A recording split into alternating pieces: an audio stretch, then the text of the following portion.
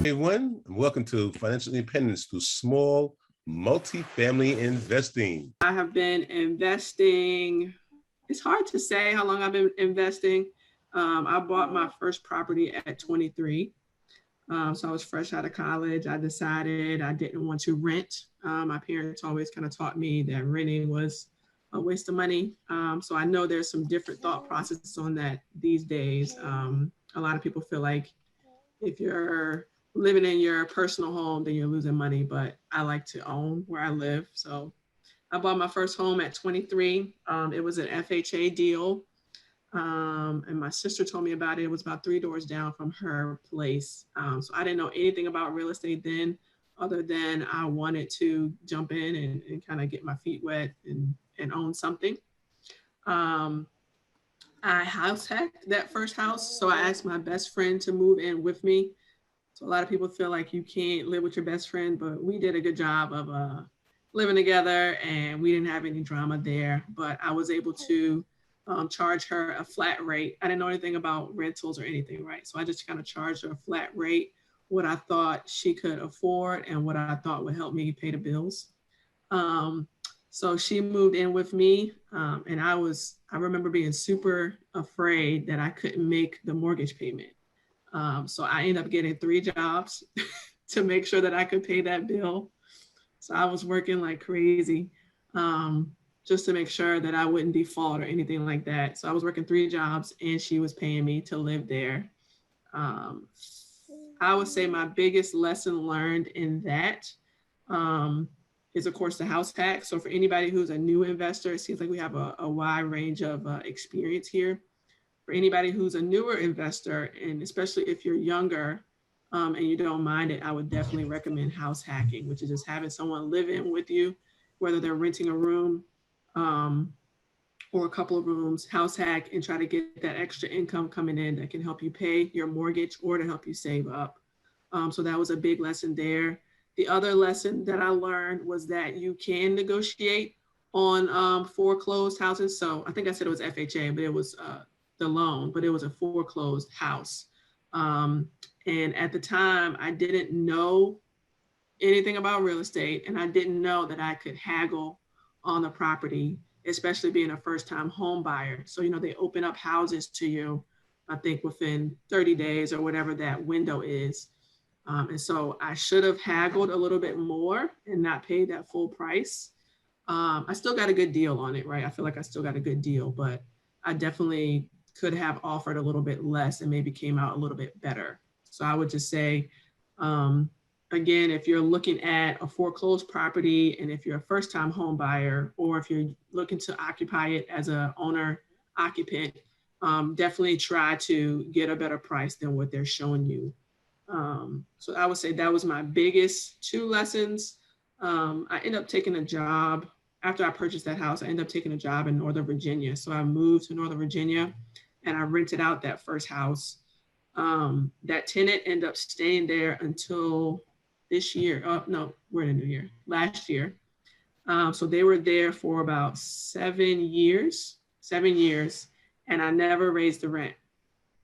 So imagine how much money I had to put out last year to turn over the property. Thousands, right? Paint, carpet, appliances, anything that they broke. Over the course of that, I had to fix the HVAC. I had to change out the hot water heater. I had to change out the dishwasher, just various things like that. But I wasn't making any money. I was breaking even. So another big lesson for anybody who's just starting out, make sure that you're raising rents so that you can pay for, these are called capital expenses, so that you can pay for any maintenance or any damage to the property that happens. So yes, I was hitting my mortgage. So for tax purposes, that was pretty good.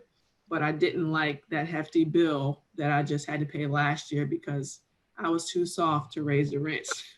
So if you're a softie, make sure you get a property manager, right? It would have been well worth the 10% that they charge because they would have been raising the rents year after year, right? And then also checking on the property so that you're doing those maintenance items as you go, right? You don't want them to pile up on you. And then when your tenant moves out, you pay, I think I paid like 10 grand to fix everything last year to turn over the unit. So those were some lessons on that. But like I said, I moved up to Northern Virginia. I rented out that. So from about 24 to about 29, I didn't make any additional purchases. And so what I learned in that time frame was not to listen to the naysayers. So not everybody's going to understand your real estate journey. Not everybody's going to understand the numbers. They're not going to understand your market, the demographics there. And so I had a lot of people telling me that I don't need to buy anything else, including my parents. I love my parents. They're very, very frugal and taught me some good money lessons. But they definitely did not want me to buy any additional properties. They're like, oh, you got a house. How are you going to afford another one? You're in Northern Virginia. Stuff is expensive up there. I remember I came across a property. I don't know if you guys know anything about Washington, D.C., but they've significantly gentrified Washington, D.C. And I came across a gentrifying area, which was right near the train or the metro. So if you know anything, any big city, being near the metro is great, right? For commuters and just great property values there. So I passed on that because I didn't know enough about real estate. And I had a lot of people in my ear telling me that I shouldn't do it, right? So I missed a lot of opportunities, I would say, in that time span. Sorry, that's my dog. I missed a lot of opportunities in that time span to invest. I definitely could have been further along in my financial independence journey, further along in my wealth goals, if I had just stuck to my gut and invested. The other thing that I came across in that time period, because I was still kind of looking into real estate, I came across Than Merrill, right? I don't know if you guys have heard these people on the radio, and they're like, oh, we want you to come out to our free seminar, and we're going to teach you how to invest. Okay, well, those are money pits. Hopefully none of you have fallen into that trap. But I went to like the first initial meetup. It was free. And then they say, oh, well, you can bring a guest to this next meeting for $100, $200. And then that's when they hit you with that $30,000 sticker tag. So I was definitely sticker shocked, and I didn't pay. My gut wouldn't let me pay them for $30,000 because realistically, everything that you need to invest is online. So whether you go to Bigger Pockets, which is free, whether you come to meetups like this, local real estate meetups, and you make connections, whether you read a bunch of books and you go to the library, or you spend money at Barnes and Noble or wherever, $30,000 is definitely a lot to pay, especially if you're just getting started out. But I don't mean that to say that you should not get coaching, which I'll talk about a little bit later. So this hoodie that I have on is from my coach. So I did later on in the process invest in coaching, which is also, I think he also works with Lawrence. So there is a point in time where you should invest in your knowledge and your education, but you got to be careful and read reviews and don't fall into the money traps of these get rich quick schemes and use my systems and we're going to make everything easy for you. You want to earn what you get, right? You want to study and you want to make the connections and you want to earn your success, right? I don't believe in somebody just handing stuff to you. That's a money pit for me, in my opinion. So later on, I moved back to Richmond. I got married at the time. I'm divorced now, but I got married and I bought my next property. I would say, so I bought my first property at 23. I bought my next property at, let's say 29, I think. So I was married at the time. My ex had multiple properties, and then I still had my property that I was renting out. We did not put each other on those loans. So if you're married and you're looking to invest, you can put 10 properties under your name. You can hold 10 loans in your personal name before you have to start getting into your business, right? So he had his properties and I invested on my own in my properties. So I would say that's a tip for those of you who are just starting out. If you're married, it's okay if you don't have each other on the loan. I think you can both be on the deed, the title, right? But you don't necessarily have to get the loan in each other's names. And that might be a point of contention for some marriages because everybody want to do stuff together and you want to share. But if your spouse is on that loan, well, that counts towards their 10, I believe. So if you're trying to scale up and grow, it's okay to do your own thing, have your name on your own properties, and you can scale up that way. So that was something that he actually taught me. And in hindsight, it made it easier for us to get divorced. But I didn't know that back then. But we didn't have to worry about splitting up properties because everything was kind of divvied up. But the thing that I learned about that property as well is if it looks bad, it probably is bad. So that property was a townhouse. I ended up getting tricked into flood insurance. So again, I didn't know. I hadn't invested in like 6 or 7 years, and I'm still fairly new to real estate.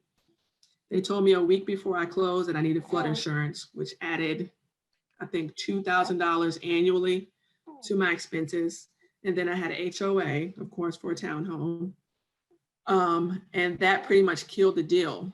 But when I say if it looks bad, it probably is. In the basement of that unit, the wall had a big crack going from floor to ceiling. And so, of course, you get your inspection, you get your appraisal. They come back and they say everything's fine. Oh, your wall is fine. And so I didn't know any better. Well, that crack in the wall cost me 10 grand to fix it, right? So if it looks bad, it probably is.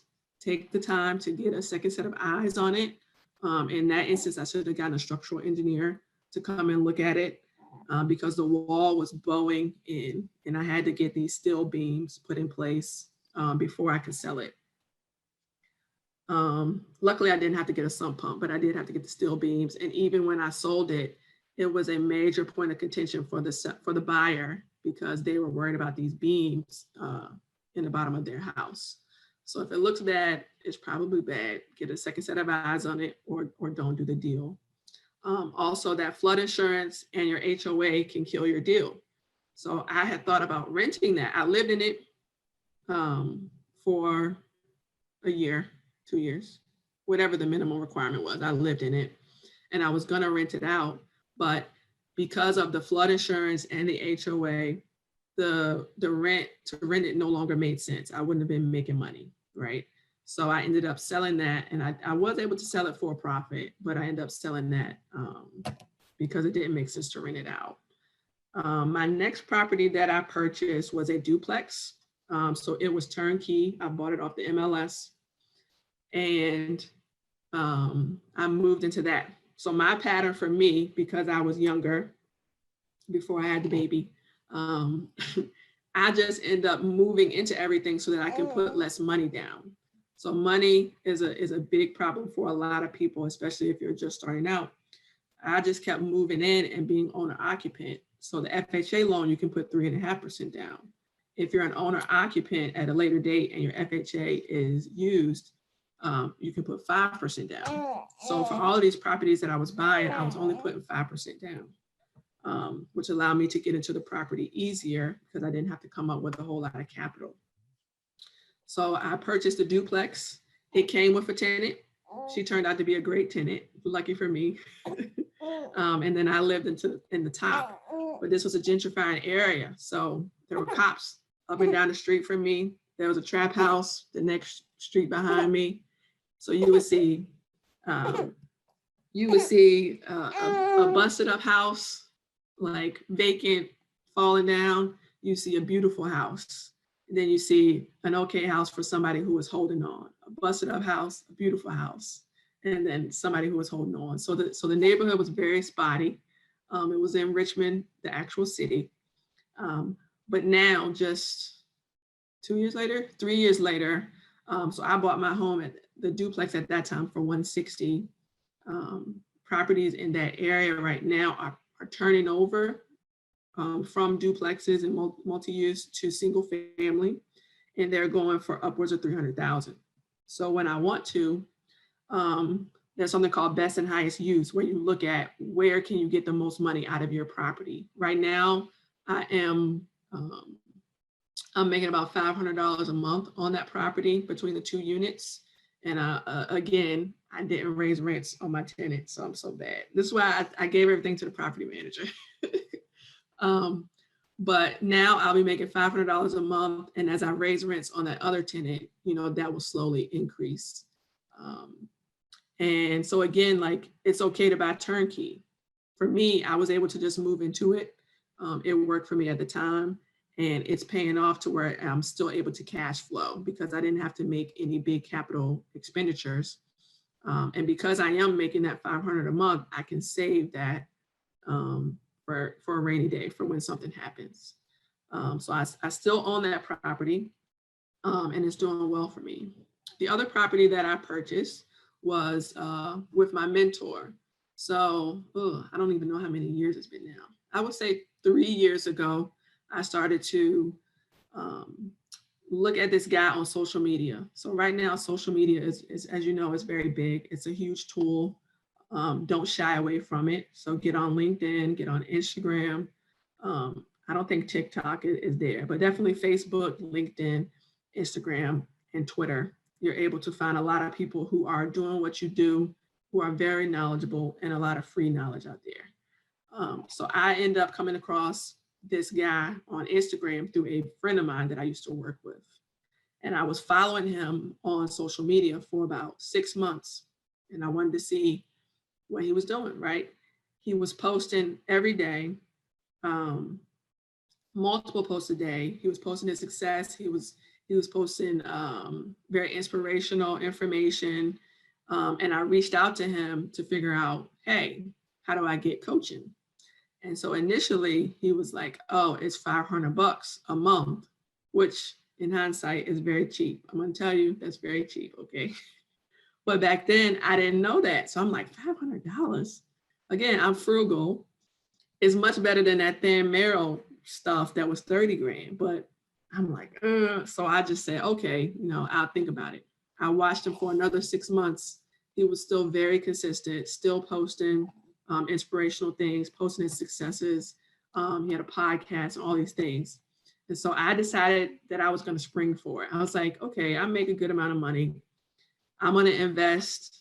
It was a minimum requirement of 6 months. So I said, okay, 6 months, $500 a month. I can float that. If I lose it, man, but I should be able to get something out of this for that money. Turns out that was a great decision that I made, because that's what led to me getting my 10 unit, which is in Greensboro. And so essentially I got coaching from Jerome Myers, and he is all about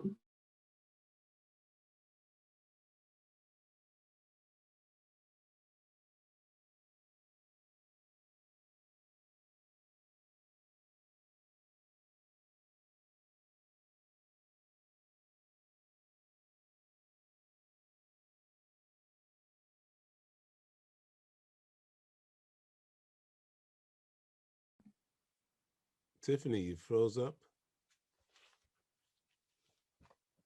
Or she's very, very deep in thought. Facts. Yeah, thank you. This only at this meeting. I don't know. No, probably her internet. She's lost signal. Yeah. Yeah. So in between this time, she'll be back on, I'm sure. I just hope that a lot of people who are new, just brand new, right? There you go, there you go, Tiffany. Sorry, my internet. I think if you shut the video down, you get the audio. Let me see. All right, if it cuts off again, I'll switch to my phone. Okay. Sorry about that. But yeah, so I invested in coaching. He made himself available to me, and essentially any question I asked, he gave me, he either gave me the answer, but he also kind of taught me how to fish a little bit, right? So there's no value in somebody who just spoon feeds you the answers. there is value in someone who tells you where to find the answers, tells you people to follow, tells you about their tools and their resources and things like that. So he made all of his tools, available to me, as far as Rentometer, as far as like access to the MLS, being able to search properties. He looked at deals for me, heavy deal analysis. So I would bring different deals that I was looking at, and he would analyze them for me and tell me, why they were good deals, why they were bad deals, things like that. And he also brought me the 10 unit, which I purchased in Greensboro 2 years ago now, a year and a half ago. And so essentially, I knew him and I knew the friend. So I met him through a friend, right, on social media. And he brought me the deal, and I was able to raise money for that deal. So that was a challenge and something new for me, having to raise money. I had to ask all these people for money. And I don't know if some of you know and have raised money and have, done some syndication deals and joint ventures and things like that. But talking to people about money can be very difficult. So I definitely had a lot of people tell me no. I had some people tell me yes, and then they backed out of it at the last minute. So that sucked because you're factoring in for their 15 grand, 20 grand, whatever, and then that money disappears.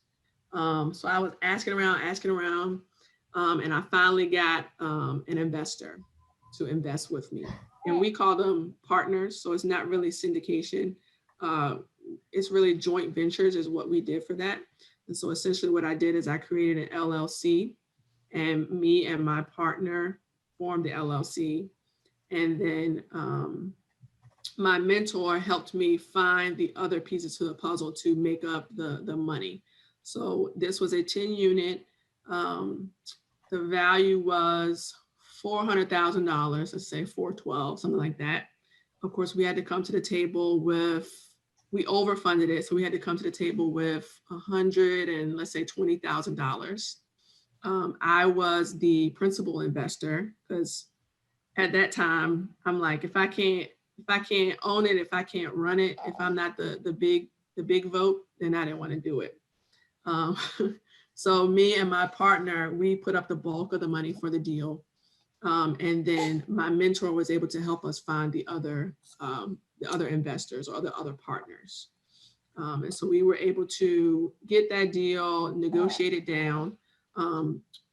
Greensboro is not too far from me, so I was able to drive down and see it. I wasn't comfortable just yet investing outside of the state for something I couldn't see. But I was able to go and meet the previous owners, go through the inspection, like look at the units and see what I was purchasing. And then it took us a long time to close the deal. It took us about 5 or 6 months from start to finish.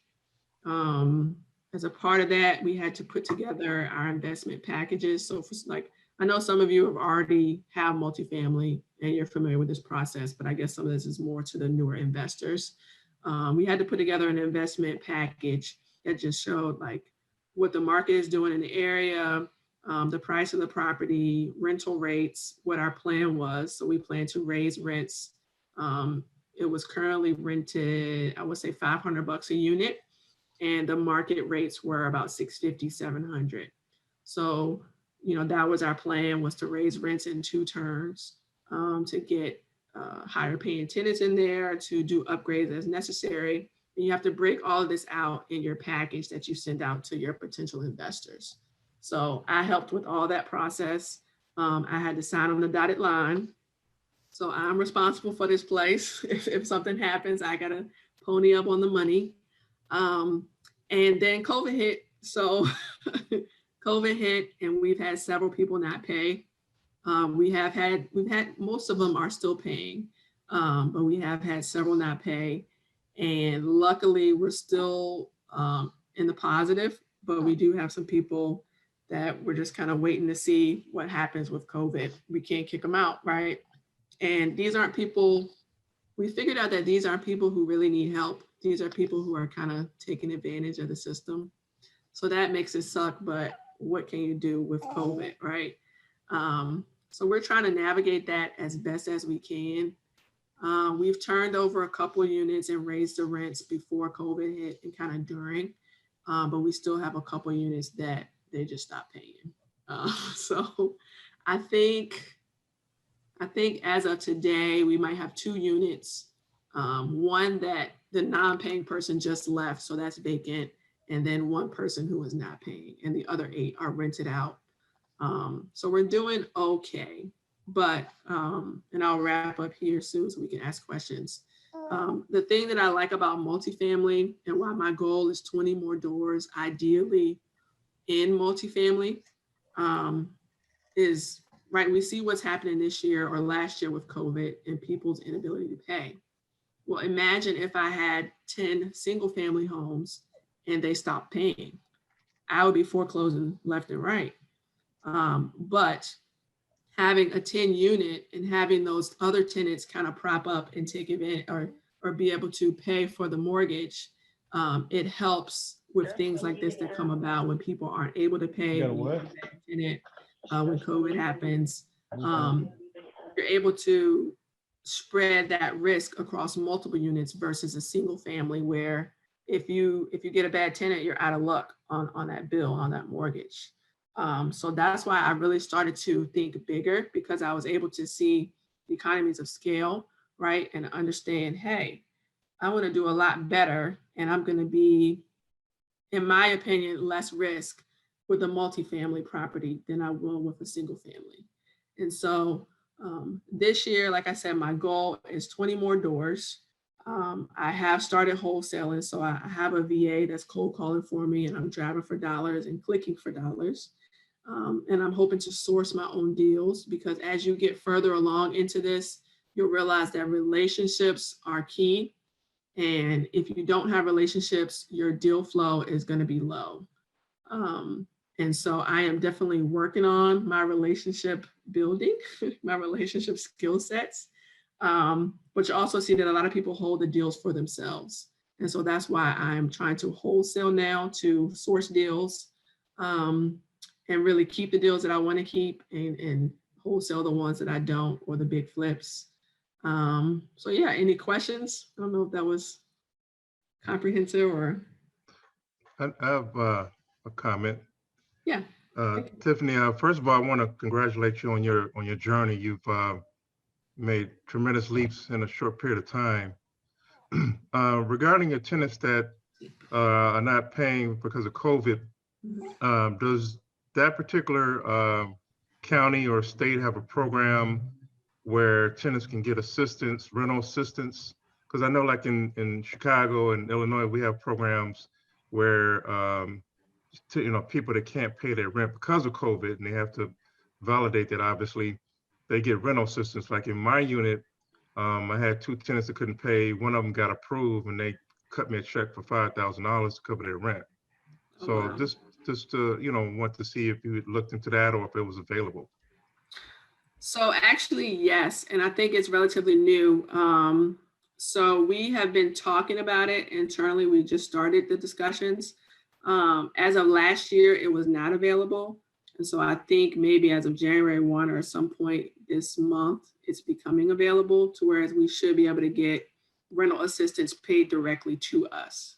So we are looking into that option. We haven't fully fleshed it out yet. So hopefully it works, right? Because we want to get paid. But as of last year, we didn't, and we couldn't evict those tenants because of COVID.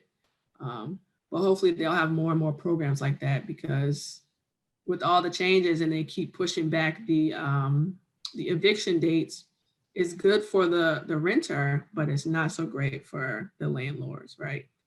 So we have been looking into that, but thank you for bringing that up. I'm sorry, I was muted. Anybody has any questions? Yes, Tiffany, congratulations on everything you accomplished here. Just wanted to ask you, are you using the SDA analyzer form for especially on your larger deals that, 20 doors you're going to be looking at, syndicated deal analyzer? So no, I have not used that. And I'm still I'm glad that Lawrence invited me. I feel like I'm still a newbie investor, especially listening to some of the deals that you guys are doing. So I'm currently in a multifamily class to get a better grasp, always learning, right? Trying to grow my knowledge. But to answer your question, Robert, no, I'm not using that form, but I would definitely take a note of it and look it up. Is it something that's available or is it proprietary or what? Yeah, through Michael Blank. You heard of Michael Blank, yep. right? Yeah, Mhm, he yep. puts out a great tool, the SDA, and since you're going to start looking at 20 doors, you need to analyze those deals. That software will help you tremendously look at things, you know, and break everything down that you need to break down, and be able to submit LOIs. I appreciate that. I'll definitely look into it. Yeah, look at his website. I think he even puts out a free one, or if I had to pay, I think it was less than $50, $75, but it's a tool that you're going to need on larger analyzing your property. So, you know, it's come in very handy. Great. I appreciate that. Thank you for that input. Thank you. Thank you. Yep, no for problem. Yeah. Well, and the thing about Michael Blank's tool too, in addition to being like a regular property analyzer, it helps the syndicator because it breaks out like acquisition fees, property management fees, asset management fees. So you can give a better picture to your investor and your limited partners. And it breaks out like the GP roles and GP percentages too. So Mm, if you're going to syndicate, that's probably the tool to use. Gotcha. Thank you. Anybody has any other questions? If anybody has anything to say, please, this is helping everybody. All these questions, answers helps everybody learn because it's about learning here.